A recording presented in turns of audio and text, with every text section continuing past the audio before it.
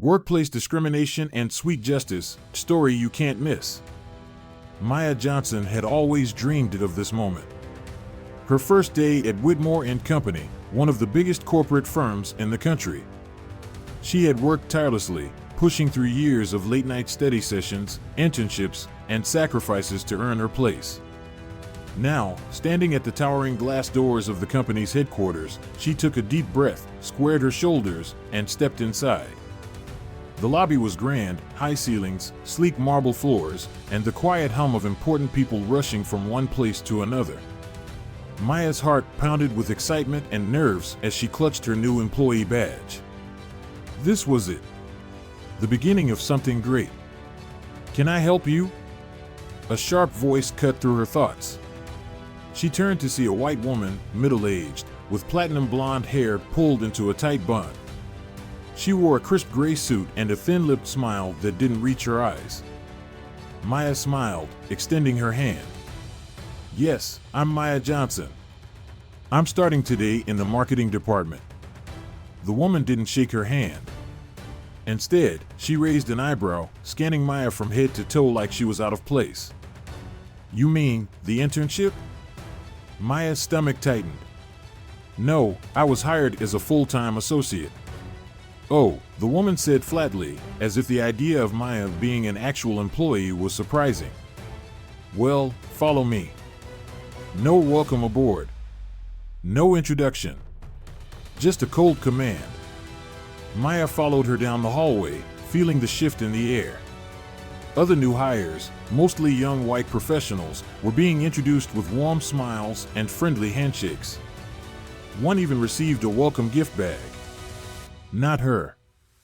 The woman led Maya into an open concept office where dozens of employees worked at pristine desks, their laptops open, their eyes darting between screens. The smell of fresh coffee lingered in the air, blending with the soft click of keyboards and the occasional chuckle of casual conversations. "This is your desk," the woman said, stopping abruptly. The space was bare, smaller than the others, shoved into a corner near the supply closet. Maya hesitated. "Oh, thank you. And may I ask your name?" The woman smirked, crossing her arms. "Karen Whitmore. I'm the senior manager of this department." Maya's stomach sank. "Whitmore? Like Whitmore and Company?" Karen must have noticed her surprise because she let out a low chuckle. "Yes, my father founded this company. I assume you didn't bother researching that." Maya clenched her jaw, forcing a polite smile. "Of course, I did." Karen stared for a moment longer before huffing. "Well, you'll be reporting to me. I expect you to work hard and prove yourself. Unlike some, you weren't exactly our top choice." The word stung. Maya had aced every interview, outperformed countless applicants, and had earned this position. But here she was, being spoken to as if she were some charity hire. Before Maya could respond, Karen glanced at her watch. "Coffee," she said suddenly. Maya blinked. "Excuse me? I take my coffee with almond milk. No sugar. And grab a few extra stirrers. The ones they have in the break room are awful."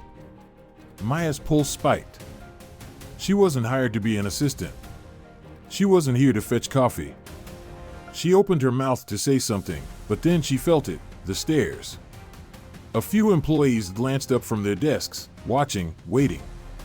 Some had a look of discomfort, others indifference. No one spoke up. It was her first day. She didn't want to cause a scene. So, she swallowed the bitter taste of humiliation and nodded. "Sure." Karen smirked and walked away. Maya took a deep breath, forcing her feet forward, heading to the break room. She had worked too hard to let one bitter woman ruin this for her. Little did she know, this was only the beginning. Maya sat at her desk, fingers hovering over the keyboard, trying to ignore the humiliation still burning in her chest. It was her first day, and she was already being treated like an outsider. She glanced across the room. The other new hires were chatting with their supervisors, discussing projects, making connections. Meanwhile, Maya sat at a desk shoved near the supply closet, assigned to fetch coffee instead of working on real assignments. Her first task of the morning wasn't reviewing a marketing strategy or brainstorming ideas. No. It was sorting color-coded folders for Karen. Maya exhaled slowly, forcing herself to stay calm. She could endure this. She had worked too hard to let one woman's ignorance define her success. She was still adjusting to the quiet of the office when she heard Karen's voice behind her. Maya. She turned. Karen stood with her arms crossed, lips pursed as if she had just tasted something sour. Yes? Karen glanced at Maya's desk, unimpressed. Still not finished? This is basic organization. I assumed you had some level of competency. Maya's fingers tightened into fists beneath her desk. I'm almost done, she said evenly. Karen sighed dramatically. Fine.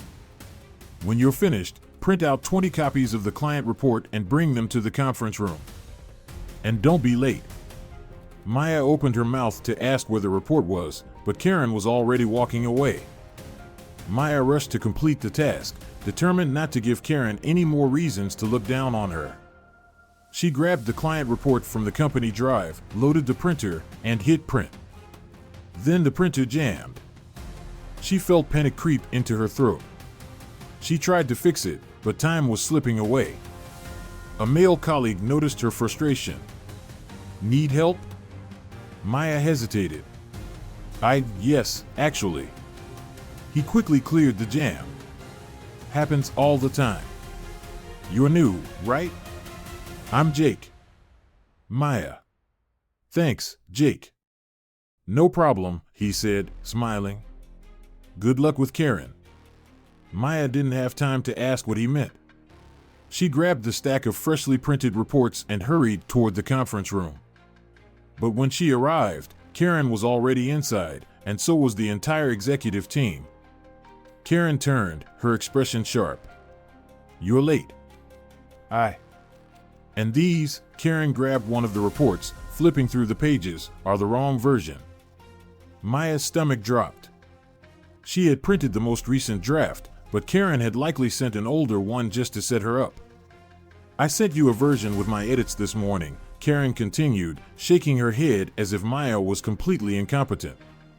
Maya's jaw clenched. She never received anything.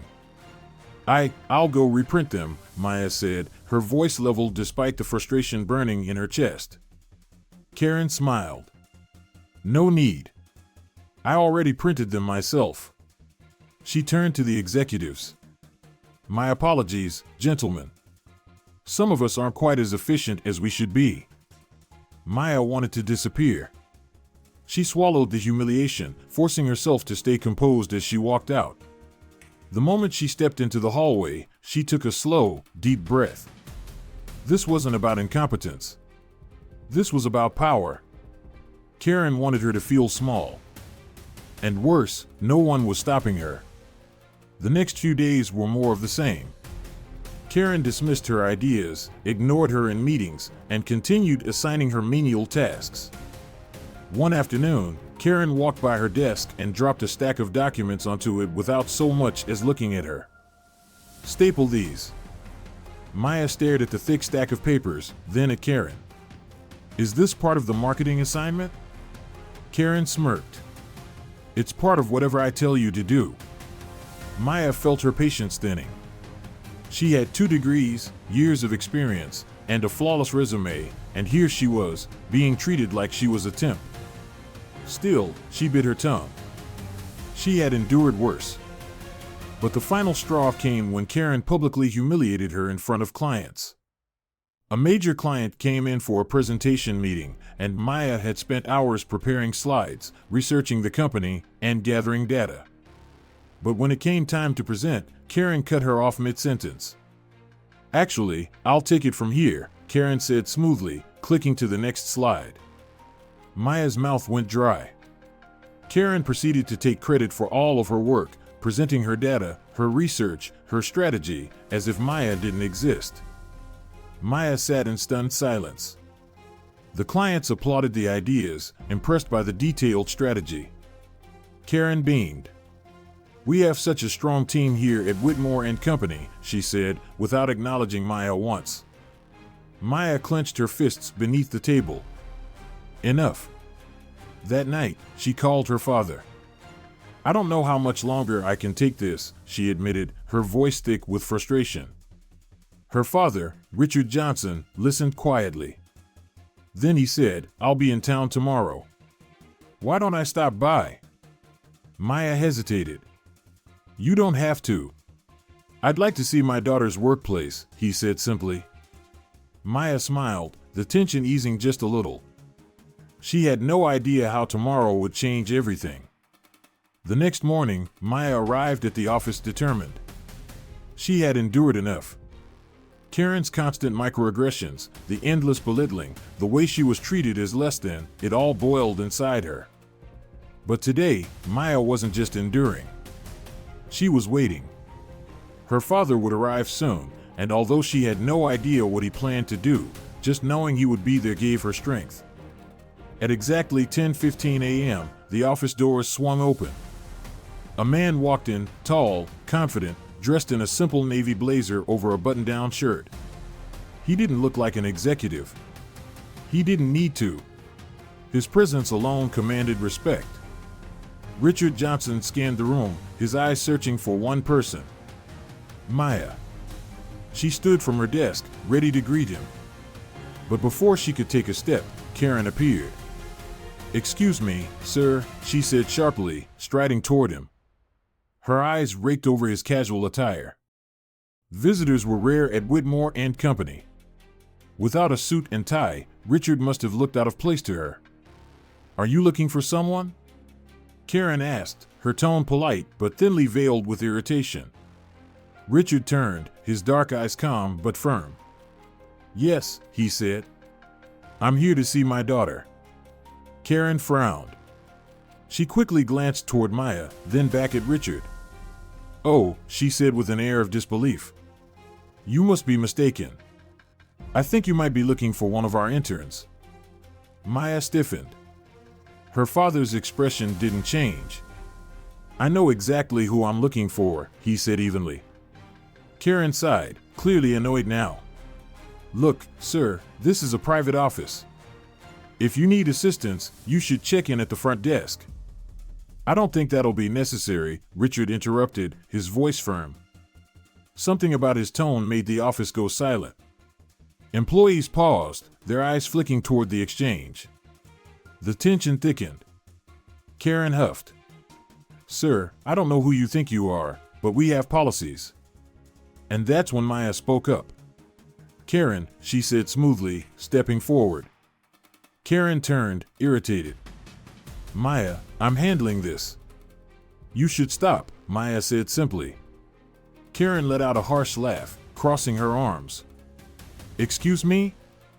Maya inhaled slowly, her voice steady and measured. "You should stop talking. Right now." Confusion flashed across Karen's face. "And why is that?" she scoffed. Maya lifted her chin, looking her boss in the eye. "Because you have no idea who you're talking to." Karen blinked, but still, she didn't get it. Then, a voice from behind them. "What's going on here?" A man in a dark gray suit stepped out of an office, a man Maya recognized instantly. John Whitmore, the CEO of Whitmore & Company.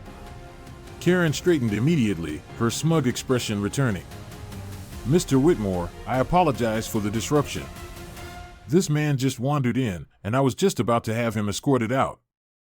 John's eyes flicked to Richard. Then, he froze. Maya watched the blood drain from his face. Karen, noticing the reaction, frowned slightly. "Sir?" John's voice was low and careful. "Karen," he said slowly, "do you know who this man is?" Karen blinked, looking between them. He's looking for an intern." John cut her off. "Karen, this is Richard Johnson." Karen just stared. And then, John dropped the bombshell. "The CEO of Whitmore & Company." A beat of dead silence filled the room. Karen went pale.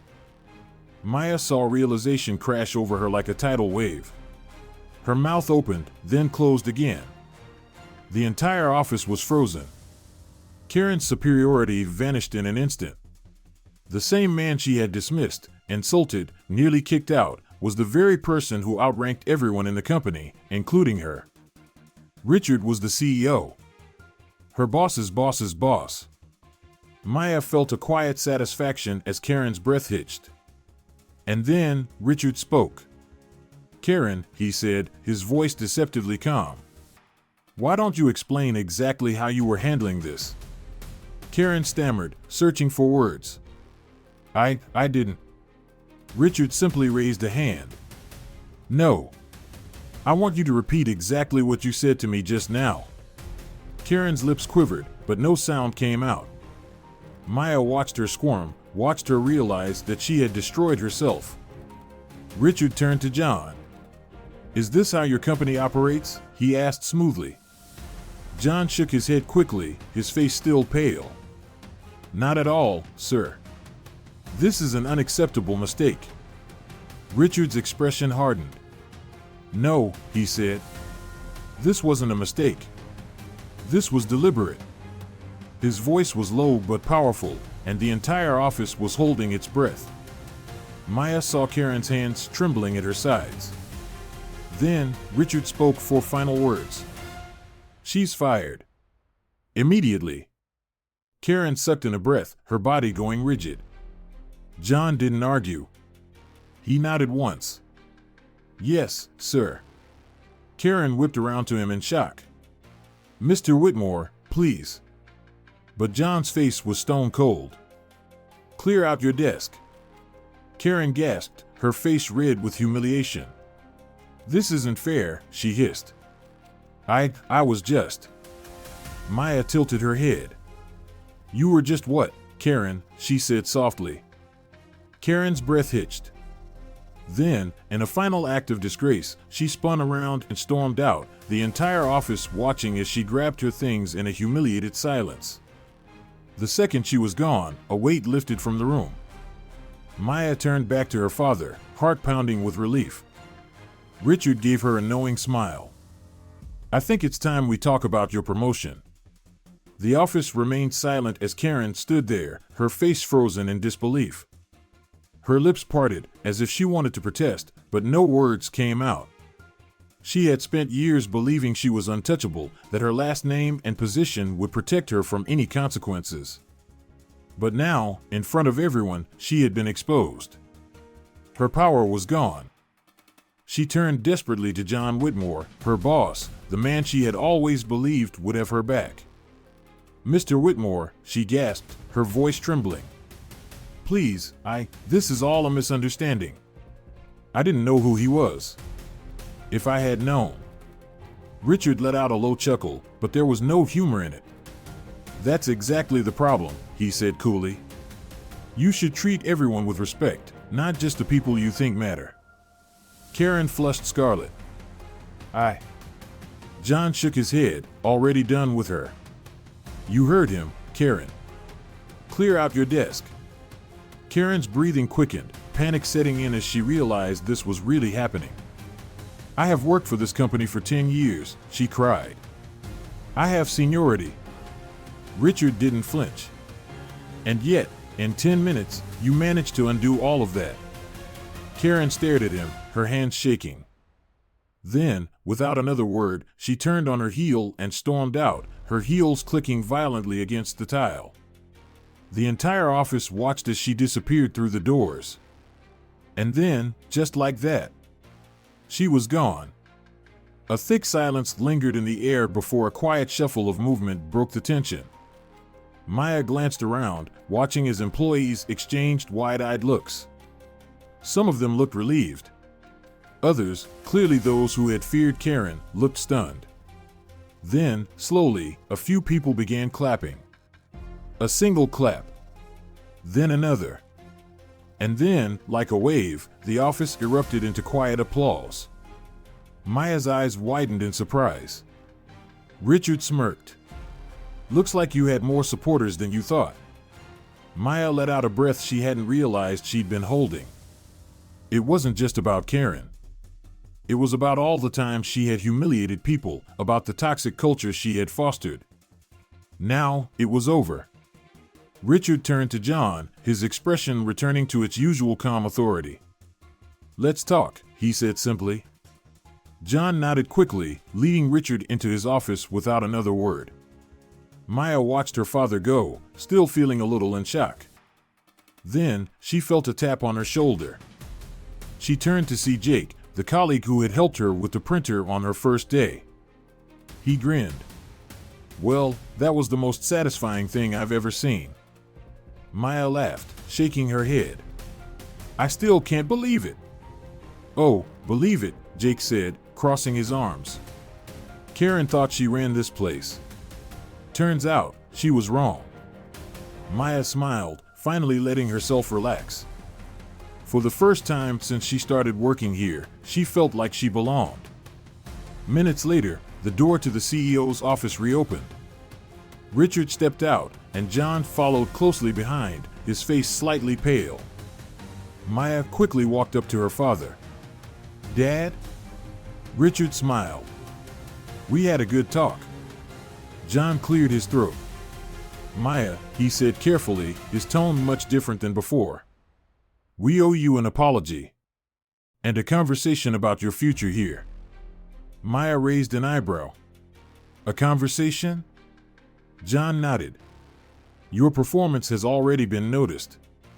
We'd like to move you to a leadership track. Effective immediately." Maya's heart skipped a beat. "A promotion?" Her father chuckled, nudging her. "Told you it was time." Maya felt a smile spread across her face. Karen had tried to bury her. Instead, she had risen. Maya strode through the office in a tailored navy suit, her heels clicking against the marble floor. This time, when she entered the conference room, no one ignored her. She commanded the space. At the head of the table, Richard nodded at her proudly as she prepared to give her presentation. As she spoke, she felt a surge of confidence. She had fought for her place here. And now, this place was hers. Have you ever experienced or witnessed discrimination in the workplace? What would you have done in Maya's place? Share your thoughts in the comments below. And don't forget to subscribe for more stories of justice, empowerment, and powerful transformations. The story of Maya Johnson is a powerful reminder that dignity, perseverance, and self-worth should never be compromised, no matter the circumstances. Maya faced discrimination, belittlement, and unfair treatment, yet she held her ground with quiet strength, refusing to let others define her value. This lesson resonates deeply, especially for those who have experienced adversity, fought against prejudice, or worked tirelessly to prove themselves in a world that often underestimates them. It teaches us that justice has a way of revealing itself, sometimes in unexpected ways. Karen, who wielded power unfairly, was ultimately undone by her own arrogance, proving that mistreatment and bias will always face reckoning. For those in their golden years, this story serves as a reflection of how far we've come as a society, how battles once fought for equality and dignity still hold meaning today. It reminds us to stand firm in our values, advocate for those who are treated unfairly, and, most importantly, never stop believing in our own worth. Life has a way of setting things right in the end, and sometimes, the best response to injustice is simply being excellent at who you are.